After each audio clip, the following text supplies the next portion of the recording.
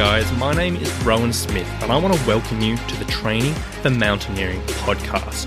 Now this podcast is entirely dedicated to helping you train, prepare and conquer your upcoming mountaineering adventure. Once a week, I'm going to be sharing with you in-depth and evidence-backed information around improving your physical performance on the mountain, reducing your likelihood of pain and injury, nutrition for mountaineers, and even a bit of mental strength development, so you can be empowered in your training to give yourself the very best chance of a safe, enjoyable, and successful mountaineering adventure. So now that you know what you're in for, let's get into today's episode.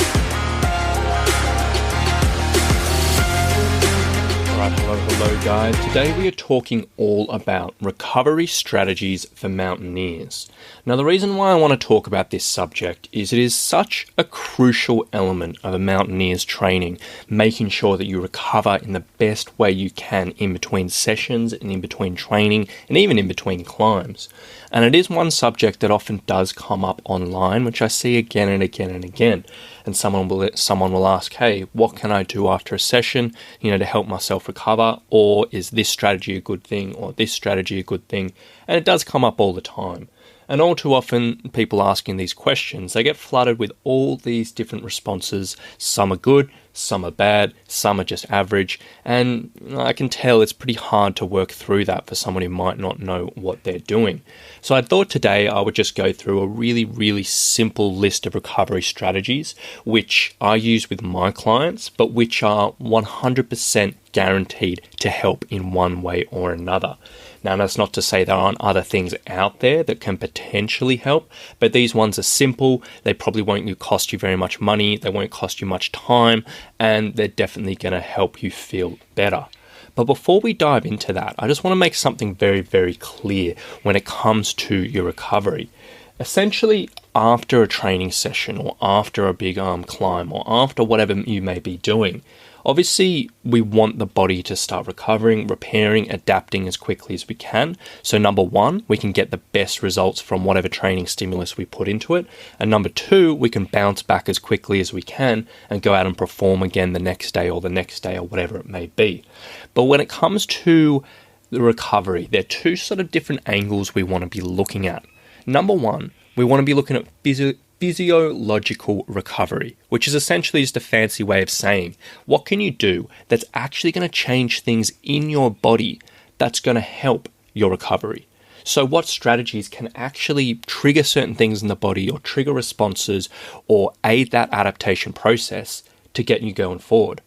On the other side of things, there's something that's called psychological recovery, which is essentially stuff that may or may not actually change things to speed up the recovery process, but what they do is they make you feel like you've recovered better. They make you feel more comfortable. They reduce muscle soreness. They reduce lethargy, whatever that word is, but they make you feel better. And it might not be doing physiological changes in the body, and if you go into a lab and tested all these things, it might not actually be doing that, but it makes you feel better, and that is often half the battle. So today we're going to be going through a number of strategies which sort of attack things from both angles to actually change physiologically, but also psychologically as well. Now, first and foremost, the easiest thing you can look at with your recovery is your nutrition. Now, essentially, once you've finished a training session or a climb or whatever it may be, there are a few key points when it comes to nutrition that you really want to hammer home. Now, we all know, or hopefully we all know, that, protein is relatively effective and it is very important for muscle recovery, adaptation, and repair. And we've all seen people chugging down protein shakes after a workout and really, really getting into that. And people do go overboard on this, but it is important. After a workout, after a climb, after a strenuous exercise session, you do want to emphasize getting a reasonable amount of protein sometime within the next 60 minutes. It doesn't have to be exact, it doesn't have to be straight away, it doesn't have to be a shake, but just some form of protein.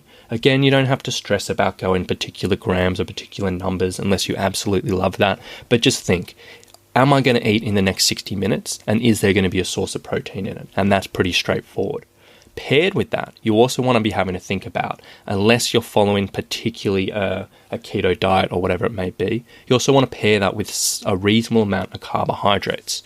Now, the reason behind that is when you're exercising, when you're training, when you're climbing, your body is using so many carbohydrates to fuel you, and generally you'll finish a session and those carbs and those glycogen stores, which is basically your stored carbohydrates, they're going to be depleted, and the body just wants to replenish them as quickly as we can.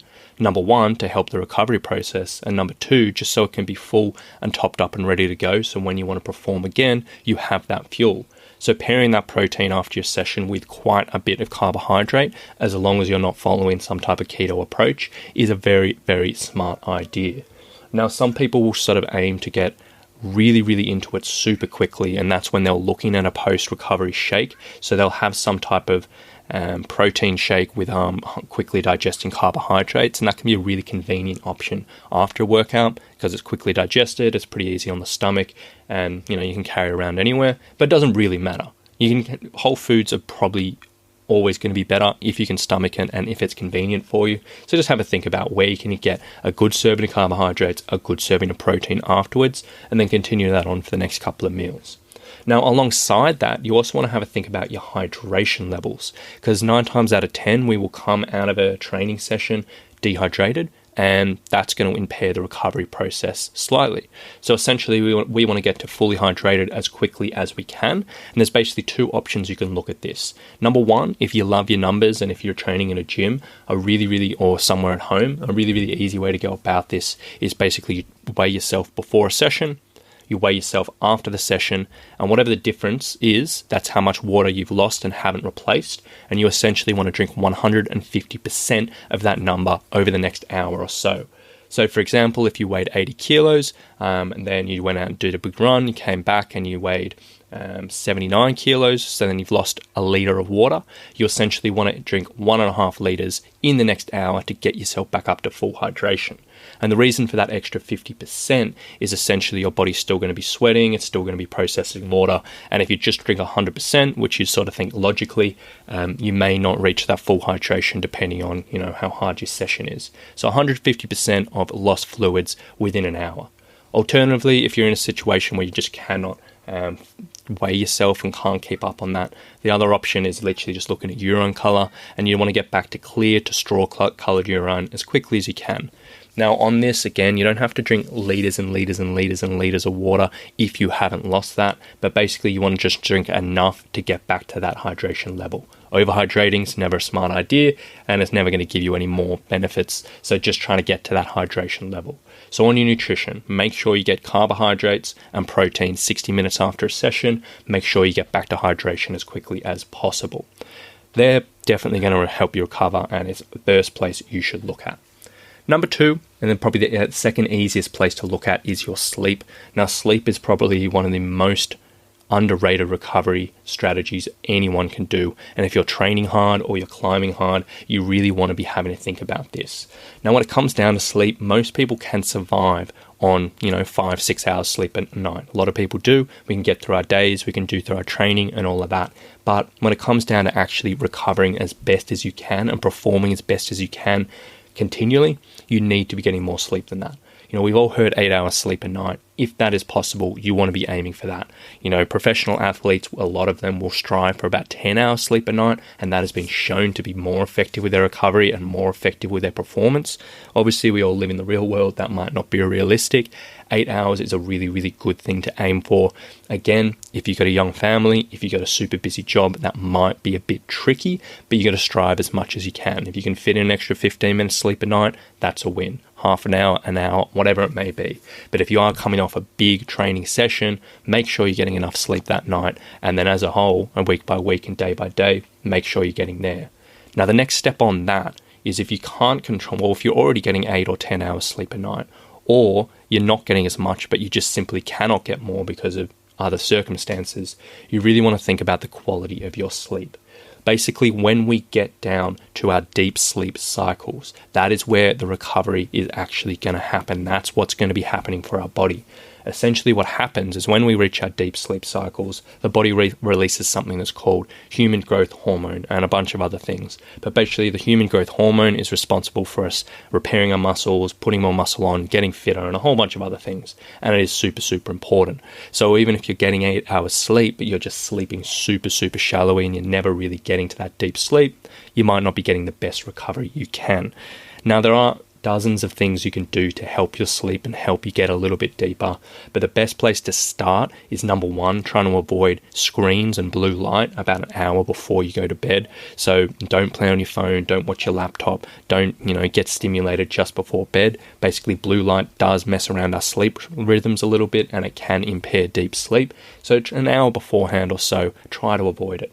Any longer, even better, that's amazing. But again, we live in the real world, see what you can do. Now, a lot of people love these blue light blockers these days, which apparently cut out the blue light. I'm sure they work, and I'm sure that's a great addition if you are doing that. But without getting too technical, just avoid screens an hour before you go to bed. On top of that, you can sort of look at things that are going to aid your sleep, so anything that's going to help relax you before you go to bed. So things like chamomile tea, things like magnesium, things like melatonin, things like lavender oil, all of these little bits and pieces that just help relax you, release sleep hormones, and get a little bit deeper sleep. But definitely something you want to be aware of, look at your sleep.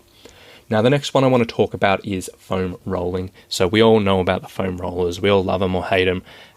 They can do some really, really good things. But when it comes to recovery, what we're looking at here is basically it just helps the body calm down and chill out and get back into that recovery state a little bit quicker. It can help relieve sore muscles and make you feel a little bit less sore. Now, there isn't a huge amount of evidence to show that it'll help improve your performance the next day. So as you've got to wake up and train again, it's not going to do anything, but this is more of a psychological thing that we were talking about. Helps you calm down, helps you center yourself, helps you relax, and helps relieve sore muscles so you feel a little bit better. Now, 15 minutes is probably all you need. You can do more or less, but it's free. You probably don't really need to spend a huge amount of time on this. It can get addictive, and you can suck a lot of time around this. But 15 minutes after a big session, maybe in the evening on the sore muscles, even better if you do it just before you go to bed, because that's going to help your sleep, and that can be pretty effective. The next thing that I love recommending to my clients is compression tights and recovery and compression garments.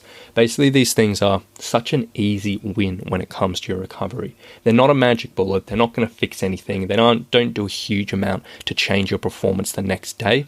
They can a little bit, but not really. But essentially what they do for Mountaineers is they just make you feel good. They relieve sore muscles, and you wake up feeling like $1,000,000. Get a set of compression tights, wear them either for a couple of hours after training. So if you train in the afternoon, wear them while you're cooking dinner, or wear them while you're sleeping overnight, and you'll wake up feeling really, really good. Such an easy win, a couple $100 invested. It doesn't take any effort after that, but there's such a good idea. Another thing I often recommend for people there is if you are training in the morning and you're going into the office and you're sitting in your trousers or whatever it may be, you can wear those compression tights underneath your trousers, keep the blood circulating, keep on flushing out the waste products, and you can finish the day feeling good. But that's a really easy thing Mountaineers can look at, and you can use them on the mountain as well. I always sleep on mine when I'm on my hikes or on my adventures. I've gotten clients in the past on the mountain to bring it in their packs, super light, and they sleep in that each night. Very, very good addition. So have a look at that. The next thing we want to look at, and probably the final thing that I always add into my checklist, is simply just doing a little bit of active recovery the next day. So if you've just gone out and done a big old training session, as a heavy strength session, or a big run, or a big hike, or a big climb, or whatever it may be, keeping moving the next day is so important for your recovery. It doesn't have to be much. It can literally be 15 minutes of some type of casual exercise, whether it's a walk, whether it's a light jog, a cycle, a swim, whatever it may be, and really beneficial. We often underestimate the effectiveness of something like this, but that's something you really want to look at. Or if you've sort of done a really big session in the morning and you got another big session the next day, maybe in the evening, just doing 15 minutes of something really light, it can go an absolutely long way, and I highly recommend that. Now, as I said at the start, there are so many other areas that you can look at for your recovery. We haven't touched on supplements, and I don't really think we need to go into that, but there are a few honorable mentions which I do want to talk about today. Cold water, anytime getting into the cold water after a session is going to be great. Cold water does so many good things just to make you feel good and help with that psychological recovery and potentially a little bit of physiological, depending on how you want to argue it. But if you have the opportunity to get into a pool, get into, an ice bath, getting into a river or a stream or whatever it may be, and spending 10 to 15 minutes, that's fantastic. If you can combine that with movement, so you're walking up and down or swimming, that's even better.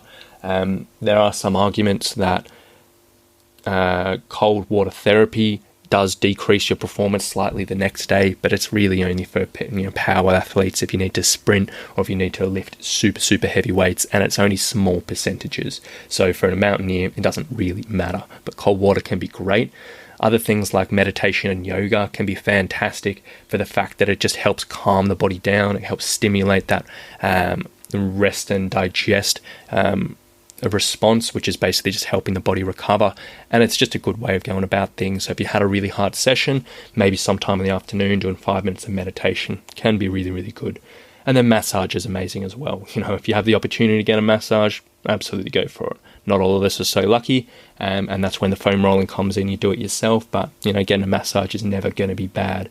And as I said, so many other things can go into this, but they are some really basic things. Most of those are going to cost you absolutely nothing in regards to money. Very little time needs to go around that, and very little organization.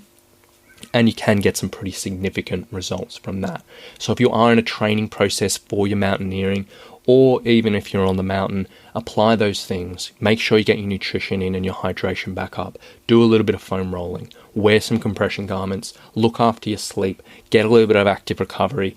And it really will go a long way for you. So I hope you've got a little bit of value out of this, guys. I hope you've got some ideas to help your recovery. It may sound basic, but these are the things that will get you 99% of the way there if you apply them diligently and consistently. So thank you so much for listening, and we'll talk to you very soon. Bye.